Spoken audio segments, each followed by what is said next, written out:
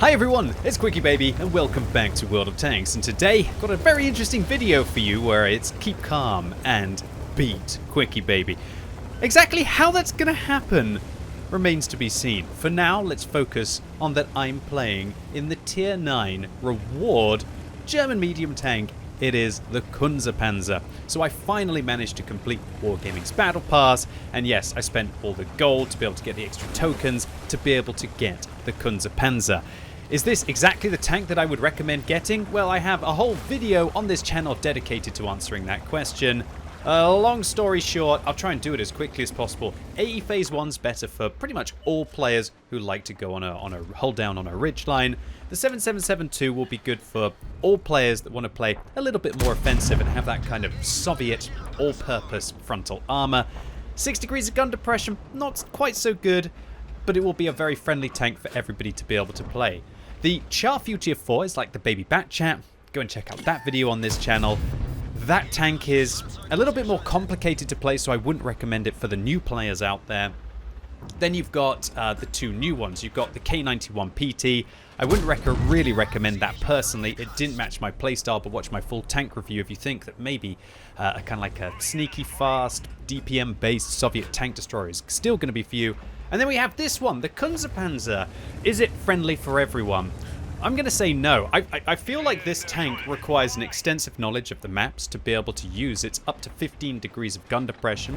It also needs a good mechanical base of going in and out of the siege mode if you want to maximize the damage per minute that the vehicle has, as its rate of fire actually gets about 30% better outside of the siege mode. Bit of a weird one, right? But its accuracy gets way worse. And so whenever I've been playing this tank, it has felt incredibly clunky for me. I felt, do I want to just sit inside the sniping mode so I've got the better accuracy and I've got the better gun handling? Do I want to leave the sniper mode? I lose my accuracy, I lose my gun depression, not all of it, but a lot of it.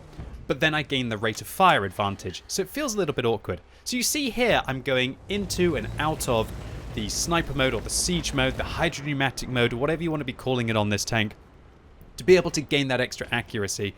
And while it's definitely fun in some situations to have incredible gun depression, maybe as we're going to be seeing a little bit later on in the replay, or maybe not, it definitely feels as if, it more than balances out the comfort of playing the tank to be able to gain the extra capacity of the vehicle. Apart from that, the vehicle feels very nice. It doesn't really have any armor, but it has some to absorb some punishment from high explosive rounds. Really, the highlight of the vehicle is that it's fast, it's got a pretty darn good camera rating, quite a low, small profile as well, which makes it easy to hide behind things, and really it's the gun depression and the accuracy of the tank inside that siege mode that makes it so fabulous. And then I leave it to be able to gain my improved rate of fire, and I'm actually going to fire outside of the siege mode here, because when you're inside it, you slow the vehicle right down. And of course, the last thing that I want in this kind of a situation is to be slow when I'm taking chances that I'm going to get spotted up in that little bush there. Now this bush, as everyone knows, if you've been watching the channel, is just so darn powerful. I've had so many games where you manage to get huge amounts of spotting from this location, both on encounter and also the regular game mode. And of course, the Kunze Panzer has the speed to be able to get into that bush, and so that's a big thumbs up for this tank. And also the camera rating as well, to be able to sneak there. Definitely is one of those low profile tanks. It's a bit of a wizard with being able to get into positions, and then when it's got there, to have the gun depression to be able to use them as well. Definitely not for everyone though, definitely not for everyone. And considering the prices, I believe this one is 18 tokens, and I think the other tanks are either 6 or 8 or 12. You could get multiple Charfu Tier 4s, 7772s, and AE Phase 1s if you don't already have the tanks for this, and I think it would definitely be best suited to spend your tokens in that way. And goodness gracious, even if you're not going to spend the extortionate gold price on being able to get the premium pass so you can't get the extra tokens, the other tanks are probably just as good, if not better, than this vehicle. Anyway, let's forget about that for now, and let's focus on the gameplay at hand. We had a good time rocking and rolling that position, but I feel like I want to be aggressive now.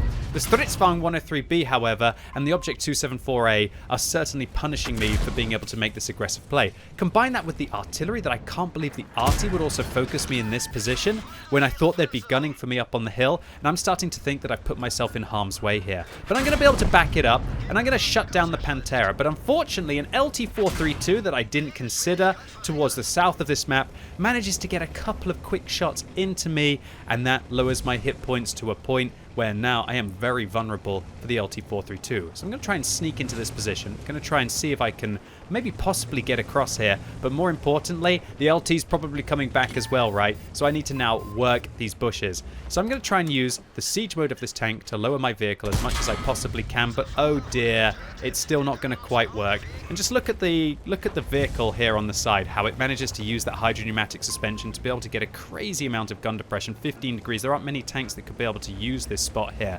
But unfortunately, the LT-432 is going to sneak across, injured my driver, knocked out my turret, and the artillery punishment as well, splashing me, means that, oh dear, are they going to be able to find the shot into the top of my tank? Gosh darn it. Well played to you, LT-432. I didn't even manage to get a shot into them, and they managed to get 4 shells into me. So well played to the LT-432. Luckily, however, by providing that distraction plan and by cutting across this part of the map, I thought that I'd really done it for my team in this scenario. Now they're going to be in a 6 versus 2 situation where the STRV-103B was sufficiently weakened earlier that I thought this was going to be absolutely no problem. However, I think in a first on this channel, it's usually keep calm and carry QuickyBaby, where we follow somebody on our team.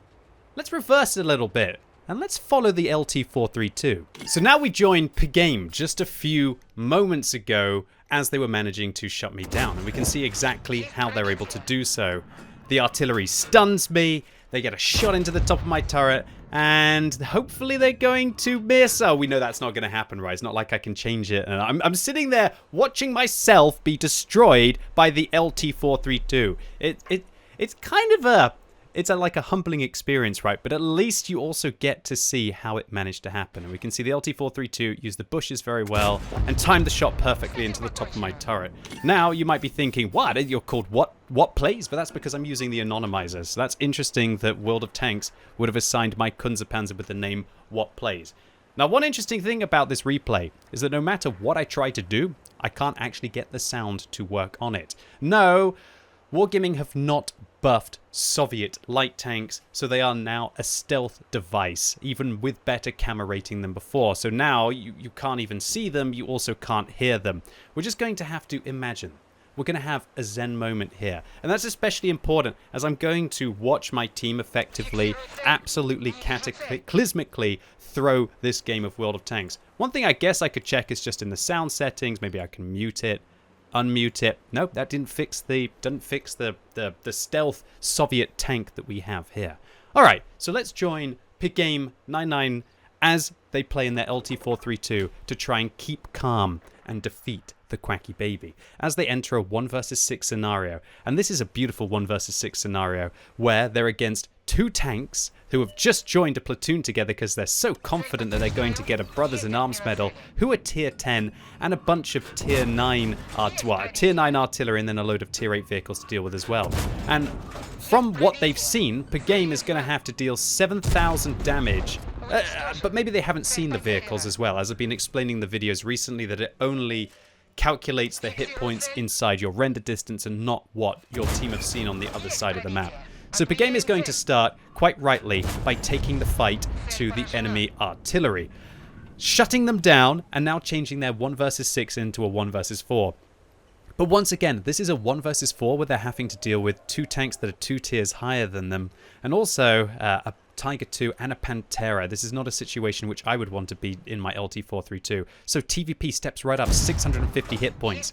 And with your LT-432 doing 180 damage a shot, Game is going to have to do a lot to this TVP to shut them down. He manages to get 2 clean shots in, tries to put a third in, but gets spotted and so quite rightly pulls back behind the bush.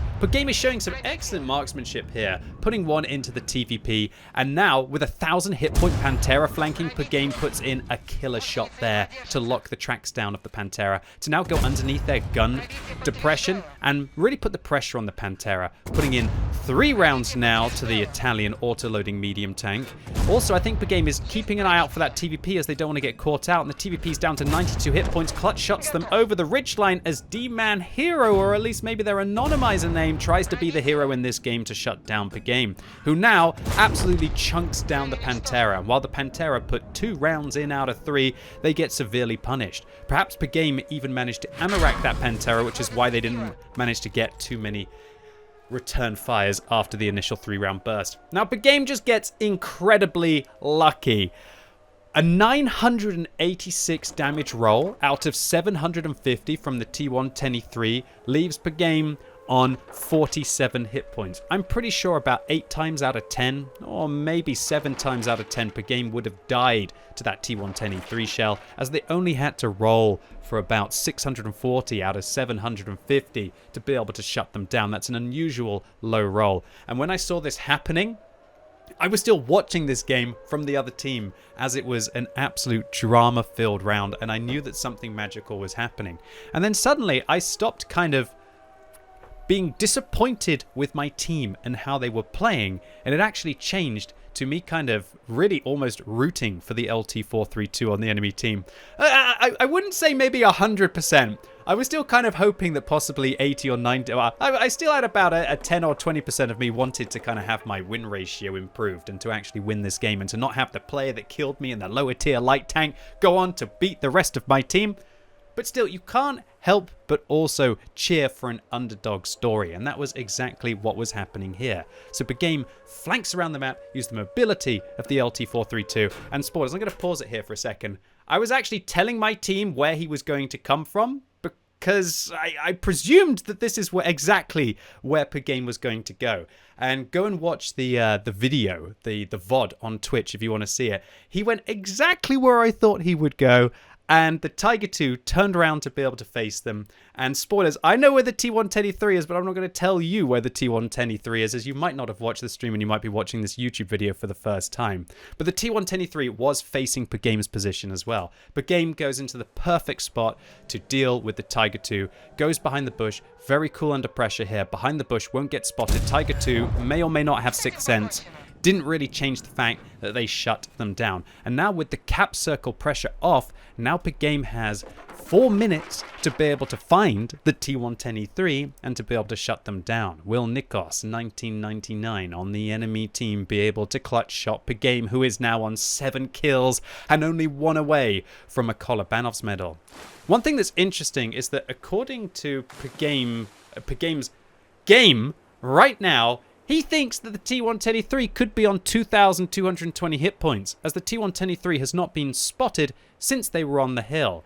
How many hit points the T110E3 is remains to be seen, but I can tell you it's not 2,220. And so this is actually an incredibly exciting round to be watching from my own team, and now to be watching it from Game's perspective as well, as the T110E3, well, as the LT432 Soviet stealth tank does some clutch handbrake turns here in the open, maybe thinking that the T110E3 would be on the left. I can only imagine what was going through Game's mind right now. And it was probably to try and just find the T110E3 and lock down their tracks, and then be able to get their side and try to farm them up. That's the only way that a light tank is going to be able to take on a tier 10 tank destroyer. To be fair, if I was going to fight any tier 10 tank, it would, from full health, it would probably be something like a T110E3, because it's just so immobile. Okay, so Game now going up towards these bushes. Perhaps the T110E3 is in the middle, and oh my god, he's right there, and he's not even facing Game. Game takes a shot at the T110E3, bounces a shell off the tracks. The T110E3 turning around in the bushes, and now will Game manage to get lucky for the 2nd time? No, he won't. Oh, absolute heartbreak. And Game says, F in the chat. And yeah, I would be putting Fs in my Twitch chat for Game here. Oh my word, what a performance by Pagame here to pick up 7 kills and only be a couple of shots and some better RNG away from killing the T110E3. Keeping calm and beating that dastardly QuickyBaby. So Pagame smashes an ace tanker here for dealing 4,839 damage in a bottom tiered light tank, 7 kills, 1 away from the Radley Walters medal, but they get an Orlix medal for destroying 2 or more enemy tanks or tank destroyers in a light tank that are at least 1 tier higher than their vehicle, and a Pascucci's medal for taking down 2 self-propelled guns. Pagame spent a lot on ammunition this game, but makes a cracking profit, as you would expect when you do such a large amount of damage. And so Pagame, commiserations to you for not being able to get those final couple of shots on and securing that Colobanos medal and a Radley Walters medal.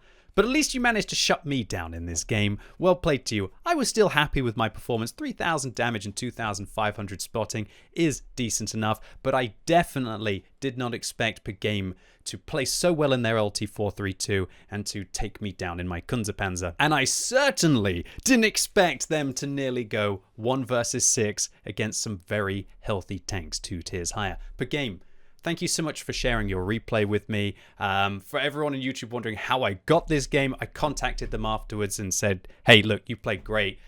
Absolute heartbreak. And then Pagame sent me the replay, and I really appreciate it, bud, as I think it makes for a really interesting and cracking YouTube video. And I hope all of you out there think so as well. If you really liked this video, make sure you give it a thumbs up, but if you hated it, give it a thumbs down. And let me know in the comments if you've ever been in that situation where you kind of stop rooting for your team and start cheering for the other side. And if you're watching this video as it's released on Sunday, it's time for the World of Tanks Tech Tree Showcase live right now on twitch.tv/QuickyBaby. And this week, I'm going to be playing through to the vehicle that you just saw manage to win that battle, the T110E3, the ultimate frontal tank destroyer, as it's currently top of the tree. So if you've ever wanted to know everything there is to know about the American non-turreted TDs, come along right now. I'm going to start at tier 1, work my way up to tier 10 so I can give you some tips and tricks, or if you already have the vehicles, maybe you can just come and have a laugh at me as I struggle and get frustrated by being outmaneuvered by faster, more flexible tanks. So really looking forward to seeing all of you right now on twitch.tv/QuickyBaby, and as always,